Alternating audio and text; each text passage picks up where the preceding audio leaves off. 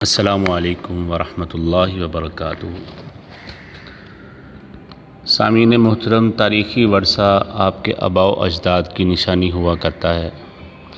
آپ کی پہچان، آپ کی نسل کی شناخت اور ان کو اون کرنے، ان کو محفوظ بنا کر آئندہ نسل کو دکھانے سے قومیں بنا کرتی ہیں۔ قوم بن جائے تو کوئی بے سہارا یا چھت کے بغیر نہیں رہ سکتا۔ آج ہم آپ کو قلعہ دراوڑ کے شہر کی ایک رودات بتائیں گے، آوارہ گرد کی ڈائری سے۔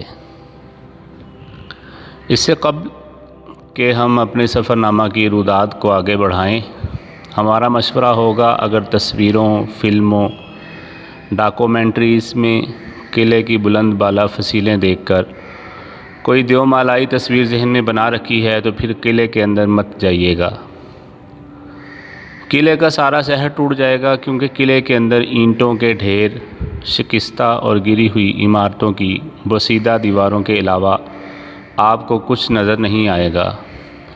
قلعہ کتنا پرانا ہے اس بارے تاریخ خاموش ہے، لیکن کہا جاتا ہے کہ 9ویں صدی عیسوی میں ایک ہندو راجا نے یہ قلعہ تعمیر کروایا تھا، اور 18ویں صدی میں عباسیوں نے جب اس علاقے پر قبضہ کیا تھا تو یہ قلعہ بھی ان کے پاس آ گیا تھا، لیکن اس کی فصیل مٹی کی تھی اور قلعہ کے اندر بھی کوئی قابل ذکر عمارت نہیں تھی۔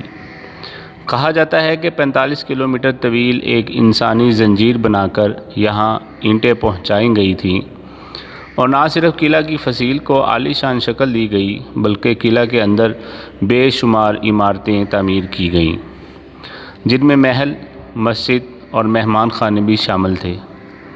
بہاولپور میں محل کی تعمیر سے پہلے عباسی حکمرانوں نے قلعے میں موجود محل میں اپنی رہائش رکھی ہوئی تھی۔ احمد پور شرقیہ سے کوئی 50 کلومیٹر اور بہاولپور شہر سے کوئی 90 کلومیٹر کے فاصلے پر صحرائے چولستان میں واقع قلعے کی عظیم الشان فصیلیں بہت دور سے دکھائی دینا شروع کر دیتی ہیں۔ قلعے کے مرکزی دروازے کے سامنے بہت خوبصورت مسجد موجود ہے، جو نہ صرف دیکھنے میں بہت خوبصورت اور دلکش ہے بلکہ اس کی دیکھ بھال کو دیکھ کر خوشی ہوتی ہے۔ قلعے کا لوہے سے بنا اونچا لمبا داخلی دروازہ اور ایک بل کھاتا داخلی راستہ آپ کو صدیوں پیچھے لے جاتا ہے۔ ان لمحوں میں وقت رک سا جاتا ہے، لیکن جو ہی ہم قلعے کے اندر داخل ہوتے ہیں تو ذہن میں بنی قلعے کی عظمت اور شان و شوکت کو ایک دھچکا لگتا ہے۔ دائیں جانب بلندی پر واقع بوسیدہ بارہ دری ہے، جس کی تزئین و آرائش کا کام بڑی تیزی سے ہو رہا ہے۔ بائیں جانب ایک کھلے میدان میں توپ رکھی ہوئی ہے اور سامنے منہدم اور شکستہ عمارتوں کا طویل سلسلہ موجود ہے۔ کہا جاتا ہے ایک زمانے میں قلعے کے ساتھ دریا بہتا تھا جو اب خشک ہو چکا ہے۔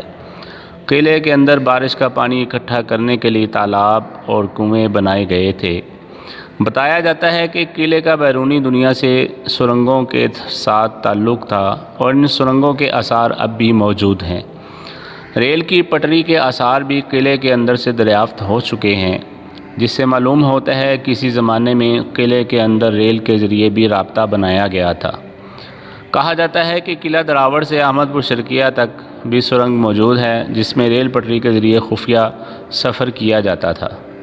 جب تک عباسی حکمران قلعے میں مقیم تھے اس وقت تک قلعے کے باہر ایک چھاؤنی بھی قائم تھی، لیکن عباسی حکمرانوں کی بہاولپور منتقلی کے بعد قلعہ کی اہمیت کم ہو گئی اور قلعہ کا استعمال اور ضرورت ختم ہوتی چلی گئی۔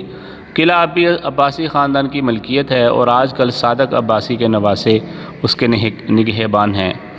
بتایا جا رہا ہے کہ حکومت نے قلعہ کی بحالی کا کام ترجیحی بنیادوں پر شروع کر دیا ہے، اور قلعہ میں ہونے والا تزئین و آرائش کا کام اس بات کی گواہی دے رہا ہے۔ امید کی جا سکتی ہے کہ ہم بہت جلد قلعہ کی عظمت رفتہ کو دیکھنے کے قابل ہو جائیں گے۔ قلعہ کا اصل نام ڈیرہ روال تھا، جو بعد میں ڈیرہ رواڑ بن گیا اور اب دراوڑ میں ڈھل گیا ہے۔ ریلی کے دنوں میں اس قلعے کی رات کی تصویریں مسحور کر دیتی ہیں۔ اندر سے قلعہ واقعی بھوت بنگلہ لگتا ہے۔